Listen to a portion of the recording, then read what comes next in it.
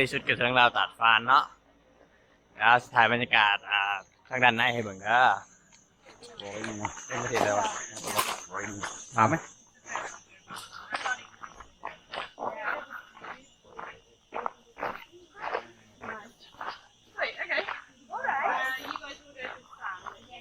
ว้าว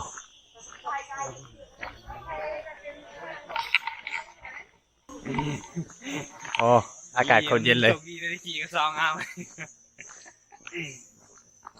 ไม่ได้ขี่กับคนไทยกู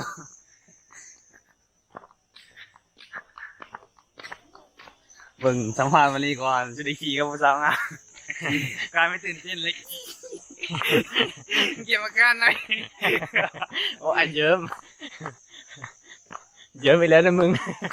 มันรีเที่ยวจะเบียกแล้วเบียกถ่ายวันเช้ากลัวซนน้องจอดท่ากลางเลยมึงตอนดึงต่อยไปโหไอ้น้ำวะฮะ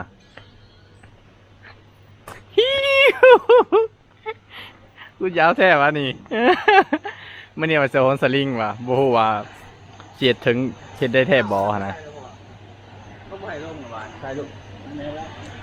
ตะกี้มาลงไปบุกไผ่บุกเลยบ่ได้เอาเป็นอย่างเขาเป็นละบ่หนาวบ่แม่นบ่นี้นี่แหละเห็นมั้ยเรารู้สึกตื่นเต้นแล้วบ่คิดเราจะสูงแรงขนาดนี้อันนี้อันตรายหามผ่านที่เห็นบอลชมวิวพอพวกนั้นโมโหนตอน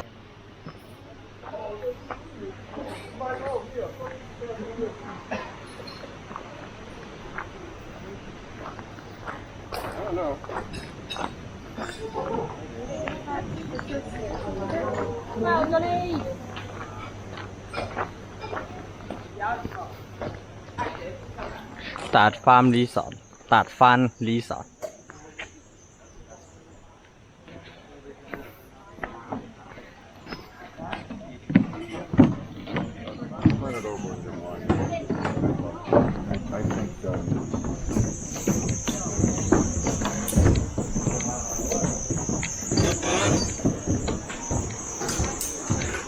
ว้าวทางนี้น่าจะแมนทางโฮนสลิงฮัน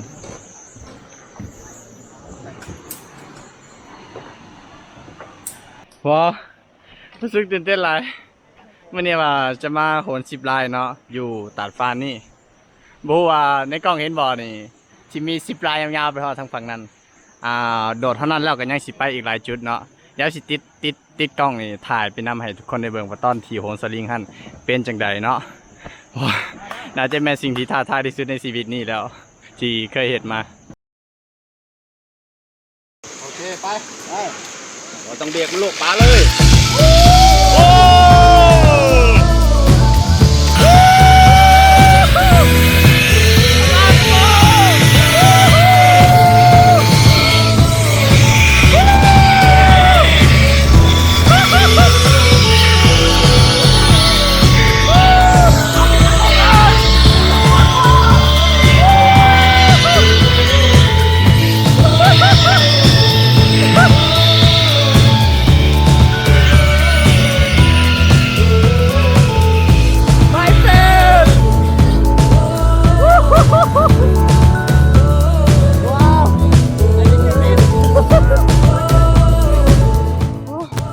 เย้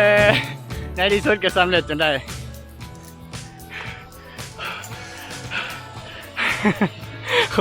คนเป็นตัวอย่างเลย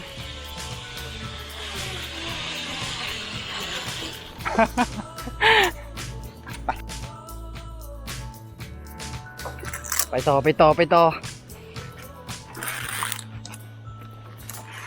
คือชิต้องโหนไปอีกนี่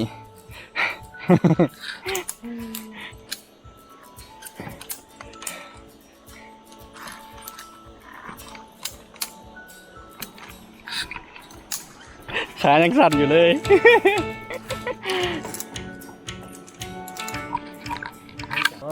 โอเคเดินต่อ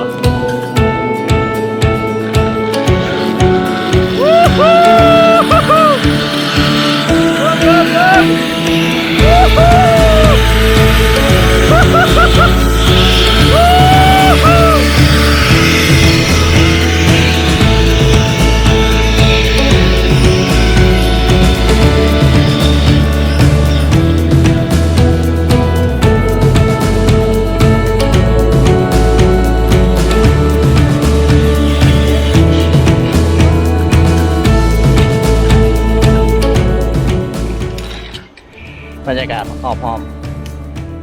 มาอยู่ต้นต้นไม้เนาะแบบว่าเป็นลักษณะเพื่อนต้นไม้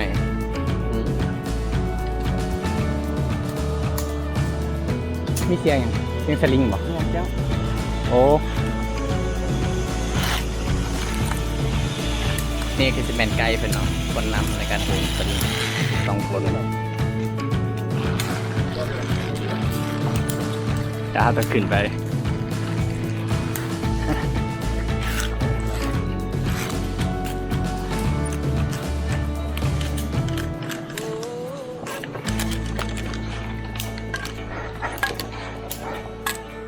โอ้โหโอ้ย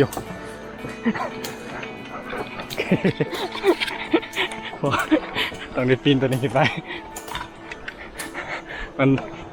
มันซ้ายมันกับแบบเป็นจริงไปจริงมาก็จะรู้สึกโอ้เสียวโอ้ Let's try again แล้ว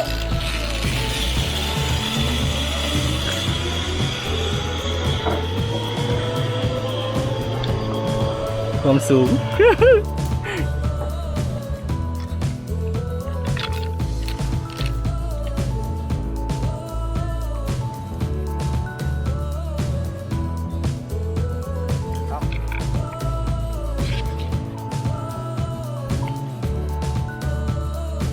โอเคปะ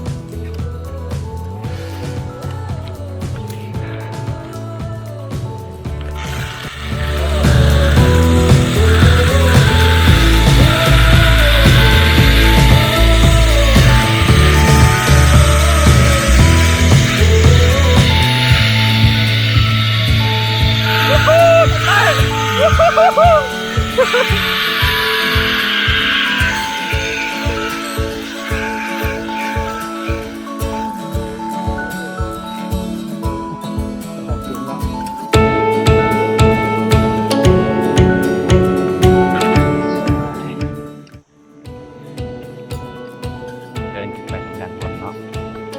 เดินทางแบบนี้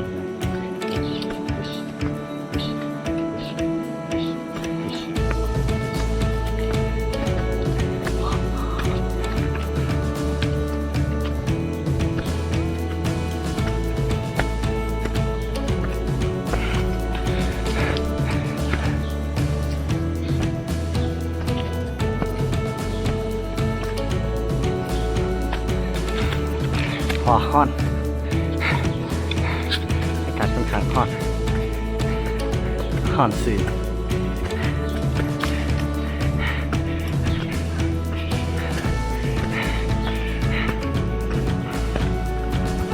ผักบ่นี่ไอ้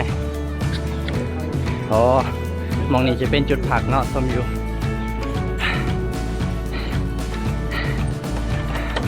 พอเขาน้ำตกพวกเขาโหนจากเส้นนั่นเห็นบ่ในกล้องเส้นนั่นแล้วก็ต่อมานี่แล้วก็ต่อมานี่3 เสร็จแล้ว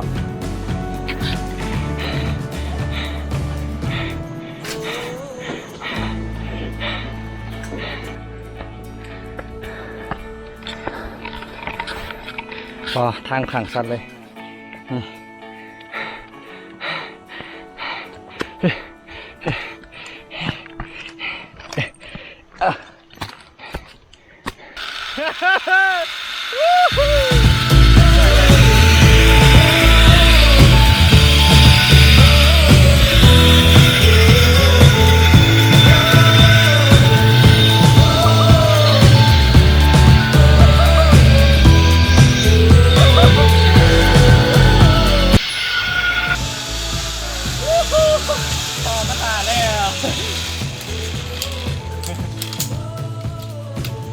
ไปหน่อย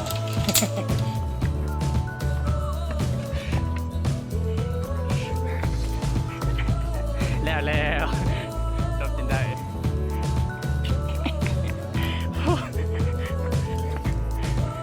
น่าจะเป็นสิ่งที่ท้าทายที่สุดตั้งแต่ชีวิตที่เคยเห็นที่ฉันประสบแบบนี้มาเลยถ้ามีโอกาสมาลองอย่างนี้ด้วยมัน